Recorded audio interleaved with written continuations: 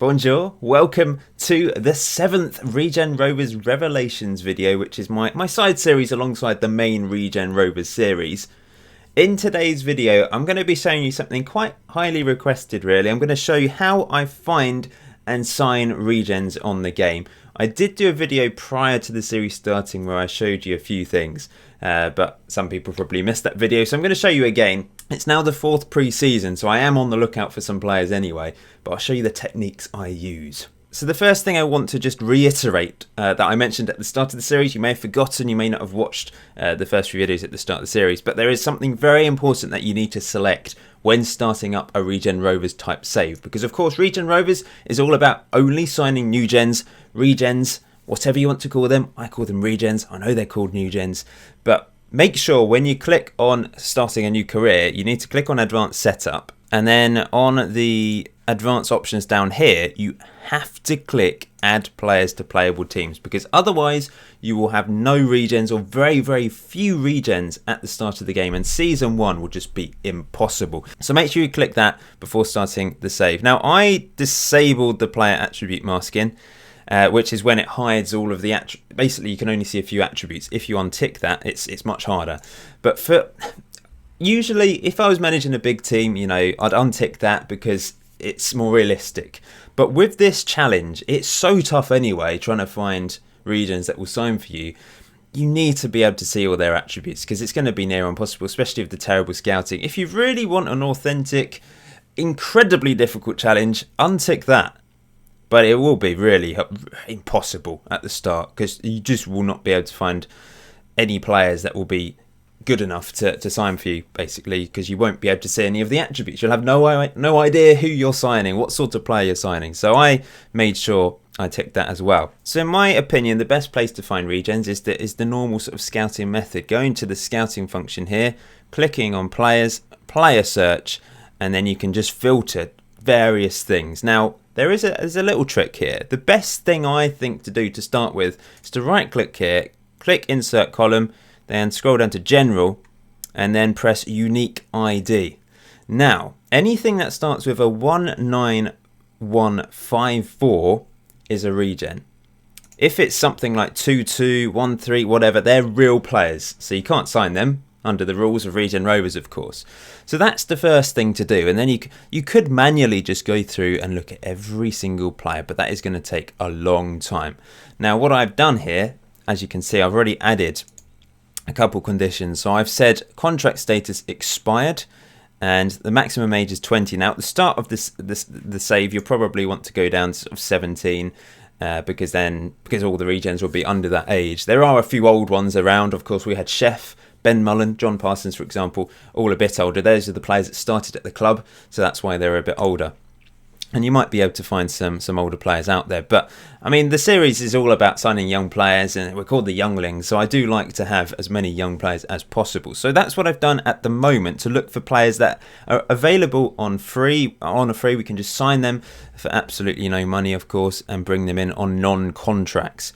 So, for example, what I would do is I'd go to this guy, click on contract, approach to sign. He doesn't want to sign for me. This is the problem. This is why it's really tough, especially in season 1. Players just don't want to sign for you because I made Regen Rovers have a really low reputation, of course. For some players, it would be that they don't want to relocate because they're located in the north or something like that. This guy's from Rotherham by the looks of it. So they won't want to move all the way down. In the 7th tier, there's just not enough money. You know, they'd have a full-time job. So it's realistic that they wouldn't want to sign for you. Other times it is really just because your club's useless. So what I have added is I've added a couple more columns. All-time career appearances, all-time club goals. So if you're looking for a striker, you know, you might want further down the line, a few seasons in, you might want to add this in so you can see a player that's playing a lot of football by the age of 19 and they've scored a lot of goals. Now this guy I found, and I think we need to sign him, Paul Peel. Look at him, he's pacey, he's got the finishing ability, good composure off the ball, would be a great poacher and probably an upgrade on McCann. Now what you can do is compare with your players, of course. Hopefully you've used this function in the past and you can just have a look to see how they compare. So for example, Paul Peel is slightly faster than McCann. He's better physically, better vision, better attacking. He's better than McCann, so he's an upgrade on McCann on the whole. So we got to try and get this guy. Unfortunately, he doesn't want to sign, so we're not going to be able to sign Paul Peel. But that's what you need to do. You cannot go for the interested in transfer option, which means players that are willing to sign for you it will filter them out. But you might want to do that last, because there might be the odd player that you can convince to sign for you. Alternatively, you can go for the loan option, but of course it wouldn't be on an expired contract. You'd want to get rid of that and then click loan option. And I mean, for example, we could loan Tim Baxter in, attacking midfielder from Mersham under 23s. The other option is to try and find young players on youth contracts. So if they're on a youth contract, they're earning at this level usually £5 a week. We've got loads of players earning that, of course. And although you would technically have to bid for them, because if you offer them a contract, if they do want to come to you, they will have some sort of compensation fee. And of course, at this level, you're unlikely to have any money. So what you would do is you'd offer them money, and quite often you're able to just offer £0 and they will say yes. This team is saying no. Not a very good example, but that is, I mean, for example, with Morgan Fawkes, we signed him on a free. That's how I did it. We offered £0, they accepted it, and then there's no compensation fee, and then you just need to go into the contract negotiations. We might be able to find someone just so I can show you. So yeah, £0. There we go. So we've managed to. I'm not going to bid for him. So that's one way you can sign players that are on youth contracts. The other thing you may want to do, I mean, it is very laborious. It takes time, and some people will say, oh, you should only sign players that your scouts find.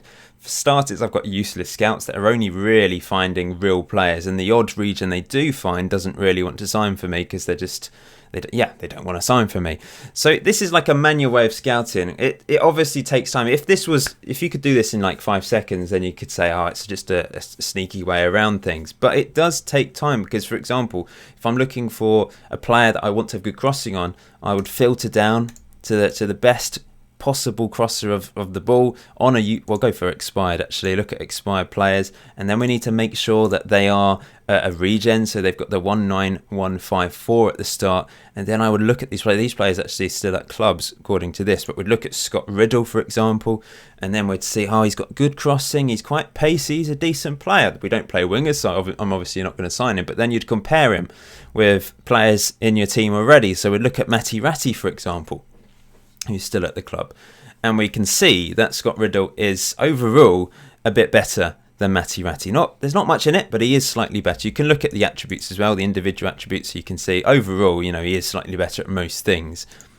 and is better in that particular role. So you'll get my point. It is a time-consuming thing. It's not just a click of the fingers and I've signed loads of players. This is what I do every pre-season. It takes time for me to play through pre-season. Now, there are other methods. You could go to the world section, click on transfers, and then there is the thing where you can see youth departures. And you can look at these players because they will generally be regens, and you can look at the players that have left clubs. This is a really good way to find players quite quickly, and you can of course go back in time. You can look at each individual month. So for example, Peter Wall actually looks really good. He's a player I should be trying to sign. So let's just see. He doesn't want to sign for us. I'd have been surprised if he would. And there's a Nottingham Forest player there, right back. We don't need a right back unfortunately because he could do a decent job, but yeah, that's another way. And of course I have mentioned that I've loaded a few leagues. We've got the Northern Irish League, the Scottish League and the Welsh League. So it's another way to pick up these players, because on the scouting function I can only see English players because that's the only country we can scout at the moment. But this way we can look at sort of some players from elsewhere, because I would like to bring in, we've got Morgan Fawkes, who's technically Welsh. He's born in England but he is Welsh now. And we've got a few other players with other second nationalities. But it would be nice to bring in some Scottish players at some point. He's not a regen. In fact, all of these players aren't regens that have been released. But is any of the Irish ones regens? They're all real players by the looks of it. He's a regen. So that's another way to look for players. I mentioned I've been trying to find Scottish players. No Scottish players have wanted to sign for me. But what I had done is I've gone to Scottish League 2, for example, which is the lowest league on the game, and clicked on Annan. Then what I have firstly done is looked at the hot prospect, see if they're a regen. So if we go down, this guy, Jon Mullen, is a regen. So I look at them, see if they want to sign. If I think they're good enough, then I'll try and give them a contract. And I'll just go through and I'll look at, you know, the reserve squad and filter by age to see if there's any players here that I think could help the team and be a better player. Unfortunately, we just haven't been able to sign anyone from other nations yet.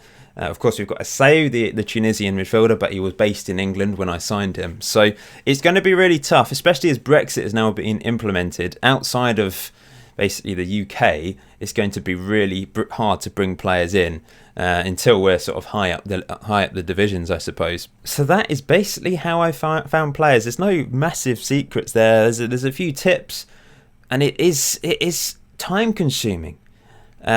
But that's the best way I feel like I can sign players. Oh, there are other ways. Let me just quickly go through. So what you could do is before the end of the season, I've obviously continued up until the point where I can't see the statistics from last season, but you can go to the top scorer awards. So you can go to the player overview, look at the top scorers and try and sign those players before the end of the season. You could look at teams in your own division, try and nick some of their players. Go to the under 18 squad if there's any players there. Sometimes there isn't, but look at, for example, Elliot Level Rose.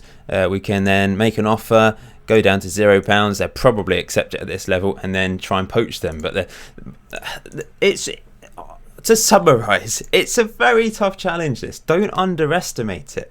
I know loads of people tried this when I did the first series. Remember, we just about stayed up in that first season, and we really struggled for the first 4 seasons in the National League South. And people said they'd been relegated because they just found it impossible. And same with this. Of course, we only just stayed up in the first season. We've made amazing progress. We were very unlucky not to be promoted in our 3rd season, but hopefully we will be in the 4th season. We're starting to get there. Things will start to get easier as more regens come into the game. Our reputation increases. More players will be more likely to come to us over time. And the higher up we go in the league system, eventually when we get to the Premier League, we'll be able to offer big wages and sign players from all over the world. And I'll load a few extra leagues from other countries as well, such as Brazil, and try and sign some of those players. That's the long-term plan. But at the moment, it's quite hard. I don't really have a scouting team, and I've got 2 scouts. They're both useless. They don't really bring any decent players to me to sign, so I have to do everything manually, and that's the way I go about things. Few people have asked me to do a sort of pre-season special at some point. I won't be doing that this season, but at some point I will play through pre-season and then chop it up and edit it into a video, but not this. Maybe when we get promoted I can show you the pre-season, but as you can see, we've got lots of friendlies coming up. I'm going to play the under 18s and 23s just to build up some match fitness. We've also got some big games against the likes of Bristol City, Brighton and Bradford City to just bring in some extra funds. I could just play big teams and pull in as much money as possible, but I feel that's kind of cheating the system a little bit. Jack Young's actually given us £65,000 more recently. He's already the board have given us 60k a few weeks ago. Now they've given us another 65k, so we have some money in the bank now. And interestingly, the wage budget is massive compared to what it was before, so we are fine. We should hopefully be fine next season because we've now got a bit of money to spend on wages. It doesn't really matter that we're spending money on Vince Boyle. I'm still a bit unconvinced by him, so I might not stick with him. I don't know. Just didn't have the best season defensively, but that might be due to my tactic. Anyway, we shall end it there. Hopefully you found that useful. If you did, please leave a like on this video. If you have any questions, stick them in the comment section below and I will try and answer them to the best of my ability. Season 4 of Regen Rovers will be starting very soon. I'm just hoping and praying we can finally get promoted. But until next time, enjoy Football Manager 2019. Enjoy the rest of your day. I'll see you very soon.